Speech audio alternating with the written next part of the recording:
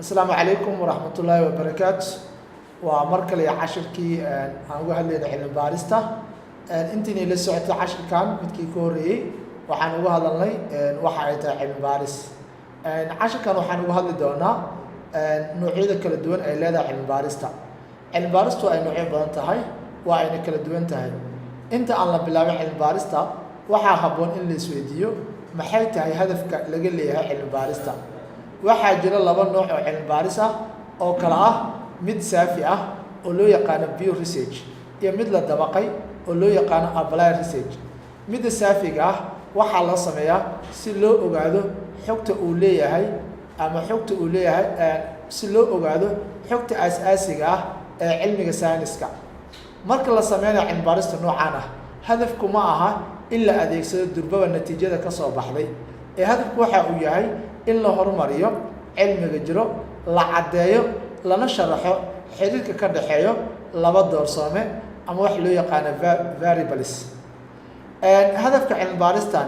waxa uu kala noqon karaa in la horumariyo fahamka aqooneed ee aynu ka haysano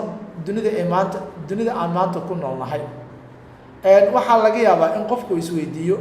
haddii aan cilmi baarista la dabaqaynin maxay tahay sababta aan u ambaqaadayo oo aan ugu bixinayo qarash iyo lacag jawaabtu waxa ay tahay cilmi baarista bio research-ka ah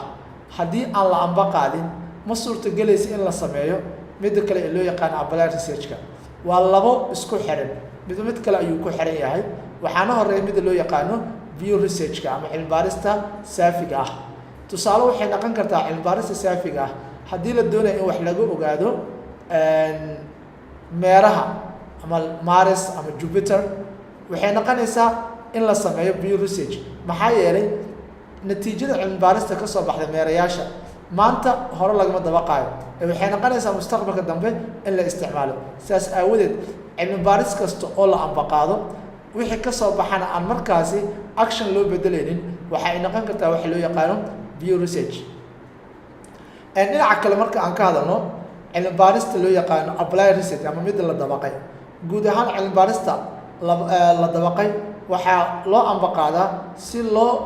looga jawaabo su'aalo aan jawaabtooda aan la helin ama xal loogu keeno dhibaato jirto inta badan hadafku waxa uu yahay in wax la qeexo ee ma ahan in wax la curiyo tii hore waxaan ku soo sheegnay in wax la curiyo oo wax cusub la ogaado taasi waxa ay tahay dhib jiro in xalkiisa la raadiyo wixii ka soo baxay cilmi baaristaasna isla markiiba la dabaqo sida ka muuqata magaca tusaale waxaan usoo qaadan karnaa tusaalaha oo waxaan ula jeedaa cilmi baarista la dabaqay waxaa tusaale inoogu filan haddii aan maadaama Soomaaliya ay sanad waliba ay ka dhacaan abaaro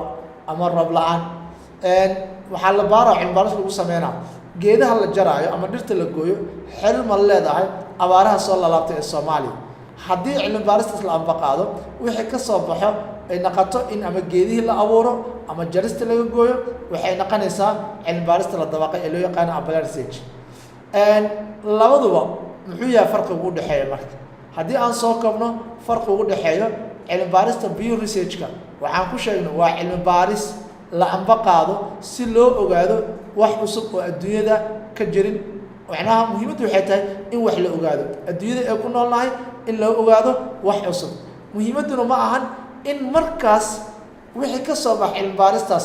action loo bedelo ee waxa ay tahay wax in la ogaado sida tusaale hore aan ku soo sheegnay in la aado